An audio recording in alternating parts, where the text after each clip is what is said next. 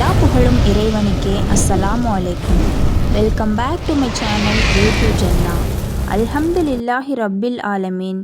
அல்லாஹும்ம சல்லி அலா சையிதினா முஹம்மதின் வ அலா ஆலி சையிதினா முஹம்மதின் வபாரிக் வசல்லிம் அலை. இன்றைக்கி நாம் பார்க்க போகிற ஹதீஸ் என்னென்னா, அனைத்து அமல்களையும் விட சிறந்தது. அன்னை ஆயிஷா ரலியல்லாஹு அன்ஹா அவர்கள் அறிவிக்கிறார்கள், தொழுகையில் குர்ஆன் ஓதுவது தொழாத நேரத்தில் குர்ஆன் ஓதுவதை விட சிறந்ததாகும். தொழாத நேரத்தில் குர்ஆன் ஓதுவது தஸ்பீஹ், தக்பீர் ஆகியவற்றை விட சிறந்ததாகும். தஸ்பீஹ் ஓதுவதாகிறது சதக்கா செய்வதை விட சிறந்ததாகும். சதக்கா செய்வது நோன்பு வைப்பதை விட சிறந்ததாகும். நோன்பாகிறது நரக நெருப்பை விட்டும் பாதுகாக்கும் கேடயமாகும் என நபி ஸல்லல்லாஹு அலைஹி வஸல்லம் அவர்கள் அருளினார்கள்.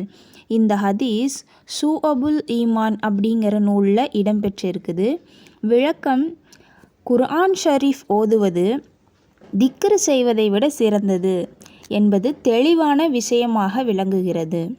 ஏனெனில் அல்லாஹ் தஆலா அவன் படைப்பினங்களை விட சிறப்புற்றவனாக இருப்பது போல் அவனுடைய திருவசனமும் மற்றெல்லாவற்றையும் விட உயர்ந்ததாகும் என்ற கருத்து முன்னால் கூறப்பட்டுள்ளது.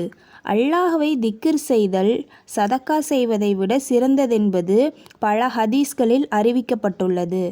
அடுத்து, சதக்கா நோன்பை விட சிறந்தது என்று இந்த ஹதீஸில் கூறப்பட்டிருப்பதற்கு மாற்றமாக வேறு சில அறிவிப்புகளில் நோன்பு சதக்காவை விட சிறந்தது என்று கூறப்பட்டுள்ளது.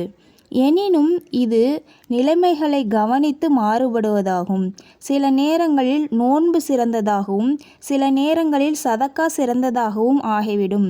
மேலும் மனிதர்களுடைய தன்மைகளை கவனித்தும் இவை மாறுபடும். சிலருடைய விஷயத்தில் நோன்பு சிறந்ததாகவும் வேறு சிலருடைய விஷயத்தில் சதக்கா சிறந்ததாகவும் அமைந்துவிடும்.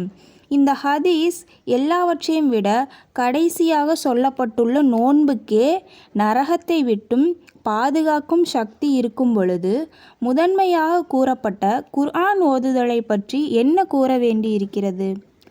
ஹஸ்ரத் அலி ரலியல்லாஹு அன்ஹு அவர்கள் கூறியுள்ளதாக இமாம் கஸாலி ரஹ்மத்துல்லாஹி அலைஹி அவர்கள் இஹ்யாவில் எழுதுவதாவது: தொழுகையில் நின்ற வண்ணம் குர்ஆன் ஓதுபவருக்கு ஓர் எழுத்திற்கு 100 நன்மைகள் வீதமும், தொழுகையில் உட்கார்ந்து கொண்டு குர்ஆன் ஓதுபவருக்கு ஓர் எழுத்திற்கு 50 நன்மைகள் வீதமும், தொழுகைக்கு வெளியே உளுவுடன் இருந்து குர்ஆனை ஓதுபவருக்கு ஓர் எழுத்திற்கு 25 நன்மைகள் வீதமும், வெளியே உளி இல்லாமல் ஓதுபவர்களுக்கு ஓர் எழுத்திற்கு 10 நன்மைகள் வீதமும், குர்ஆனை ஓதாமல் ஓதுபவருடைய ஓதுதலை காதுகளை தாழ்த்தி கேட்பவருக்கு ஓர் எழுத்திற்கு 1 நன்மை வீதமும் வழங்கப்படும்.